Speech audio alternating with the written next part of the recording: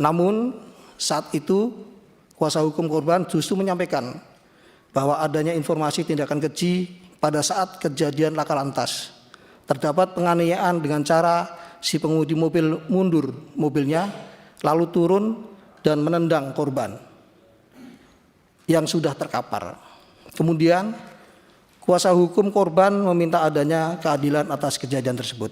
Yang disampaikan ini juga kemarin disampaikan pada saat Zoom mau RJ di Pak Kadari. Menyikapi hal ini penyidik kami tetap bersifat objektif dan profesional. Penyidik melakukan pencarian bukti baru supaya terang faktanya benar tidaknya adanya informasi yang disampaikan oleh paman korban yang penasihat hukumnya tadi. Setelah penyelidik mendapatkan bukti baru berupa rekaman CCTV, didapatkan fakta baru. Yang pertama adalah bahwa tidak ada peristiwa penganiayaan sebagaimana disampaikan oleh kuasa hukum tadi.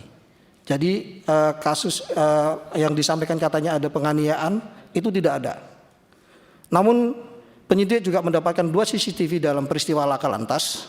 Terlihat dari 2 rekaman CCTV bahwa dari sudut depan terjadi kecelakaan, terlihat bahwa motor tidak berada di luar jalur, melainkan sudah berada di jalurnya. Namun terjadi pemepet hingga tersinggol keluar jalur dan akhirnya ditabrak dari belakang sehingga terbang dan terpental dari motornya. Dan saya bertemu dengan beliau. Memang alangkah terkejutnya saya ketika saya mengetahui bahwa pengemudi mobil tersebut adalah suaminya sendiri yang melakukan pengejaran. Hati saya tentunya seakan terkapar dengan sebuah dilema. Di satu sisi telah hilang 2 nyawa manusia yang tentunya tidak dapat dinilai dengan materi.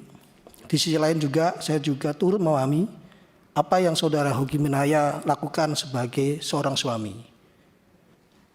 Mengejar pelaku penjamretan terhadap istrinya. Sebagaimana wajarnya seorang suami akan berbuat seketika ada seseorang yang menyerang istrinya. Demikian pula halnya pada pagi itu saya sampaikan langsung kepada beliau Pak Hoki Minarya, karena saya sebagai penasihat hukum saya menilai apa yang dilakukan oleh beliau sebenarnya sudah membantu tugas kepolisian. Begitu Pak Hoki. Kebetulan sama ibunya Bapak. Saya sampaikan pula bahwa saya sebagai seorang suami juga tak luput akan melakukan hal yang sama dengannya. Untuk demikian kami yakini bahwa Bapak Hoki Minarya bahwa tidak perlu ada ketakutan, kami sampaikan pada saat itu, yang harus diterima karena kedudukan kami sebagai negara mengharuskan kami bersifat objektif dan tidak berpihak kepada siapapun. Selain kepada kebenaran, fakta hukum dan bukti-bukti baik atas peristiwa kecelakaan, lalu lintas dan penjamretan ataupun pembelaan terpaksa. Lebihnya kami sampaikan pula kepada bahwa apabila peristiwa yang sebenarnya adalah sebagaimana Bapak Hoki Minarya sampaikan pada pagi itu, yakni hanya memepet korban. Waktu itu beliau menceritakan pada kami, dan kedua korban semata keluar dari jalur dengan sendirinya. Mungkin panik karena dikejar sehingga menabrak tembok dan meninggal dunia. Tentu hal demikian bukanlah sebuah kelalaian atau sengajaan, karena ada timbul suatu kausalitas secara langsung antara peristiwa dengan yang lainnya. Sehingga sefitrahnya ketika tidak ada kausalitas antara peristiwa satu dengan yang lainnya, tentu yang demikian bukanlah sebuah pidana. Sementara unit Gakum melakukan olah TKP, sebagian fungsi reskrim kami arahkan untuk melakukan TP-TKP dan kami sampaikan kepada Ibu Arsita untuk membuat laporan dan kemudian lapornya kami terima dan kita tindak lanjuti pada saat hari itu.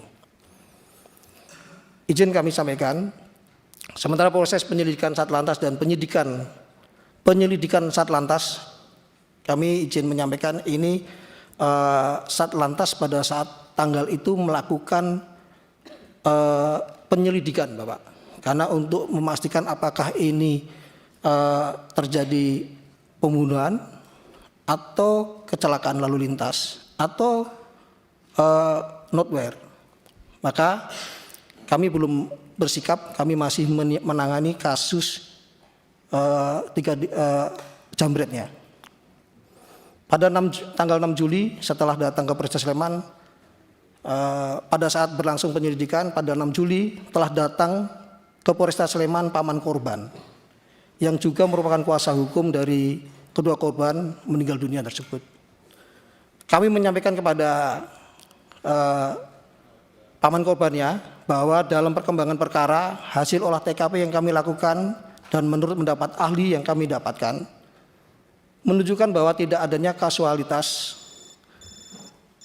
pengemudi, mengingat dari hasil penyelidikan kedua motor semata-mata keluar dari jalur sendiri, sehingga belum dapat dipastikan apakah penyebab motor keluar jalur sendiri dan membentur tembok sehingga meninggal dunia. Namun saat itu kuasa hukum korban justru menyampaikan bahwa adanya informasi tindakan keji pada saat kejadian laka lantas. Terdapat penganiayaan dengan cara si pengemudi mobil mundur mobilnya lalu turun dan menendang korban yang sudah terkapar. Kemudian kuasa hukum korban meminta adanya keadilan atas kejadian tersebut. Yang disampaikan ini juga kemarin disampaikan pada saat Zoom mau RJ di Pak Kadari. Menyikapi hal ini penyidik kami tetap bersifat objektif dan profesional. Penyidik melakukan pencarian bukti baru supaya terang faktanya benar tidaknya adanya informasi yang disampaikan oleh paman korban yang penasihat hukumnya tadi. Setelah penyelidik mendapatkan bukti baru berupa rekaman CCTV, didapatkan fakta baru. Yang pertama adalah bahwa tidak ada peristiwa penganiayaan sebagaimana disampaikan oleh kuasa hukum tadi. Jadi kasus yang disampaikan katanya ada penganiayaan itu tidak ada. Namun penyidik juga mendapatkan 2 CCTV dalam peristiwa laka lantas. Terlihat dari 2 rekaman CCTV bahwa dari sudut depan terjadi kecelakaan, terlihat bahwa motor tidak berada di luar jalur, melainkan sudah berada di jalurnya. Namun terjadi pemepet hingga tersinggol keluar jalur dan akhirnya ditabrak dari belakang sehingga terbang dan terpental dari motornya.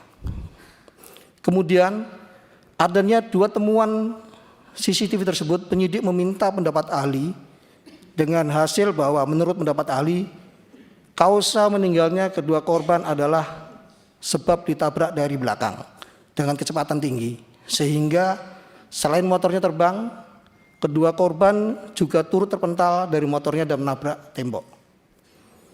Demikian halnya merupakan sebuah hubungan kasualitas yang menyebabkan fatalitas sebagaimana dimaksud dalam rumusan delik pidana Undang-Undang Lalu Lintas Angkutan Jalan, yakni antara benturan dari belakang sebuah mobil yang dikendari secara tidak wajar dengan motor korban yang berada di dalam jalurnya. Pun demikian, sebagaimana komitmen kami di awal, turut kami sertakan dalam konstruksi perbuatan tersebut adalah rangkaian kejadian penjambretan, agar kiranya ahli juga dapat memberikan keterangan objektif terhadap si pengemudi. Jadi semua bahan kami berikan kepada ahli. Atas hal tersebut, ahli berpendapat bahwa memang dapat diduga adanya sebuah perbuatan pembelaan diri yang melampaui batas, yang dapat menjadi alasan hapusnya pidana.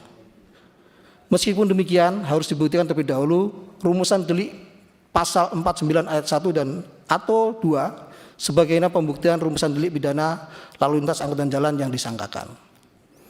Penyidik juga telah memeriksa saksi ahli dari Balai Pengelola Transportasi Darat kelas 2 Daerah Istimewa Yogyakarta, di mana ahli menyampaikan bahwa tindakan pengemudi mengemudikan kendaraan di jalan telah mengabaikan kaidah berlalu lintas dengan cara memepet dan mengemudikan kendaraan dengan kecepatan tinggi, sehingga dapat dikategorikan mengemudikan dengan tidak wajar.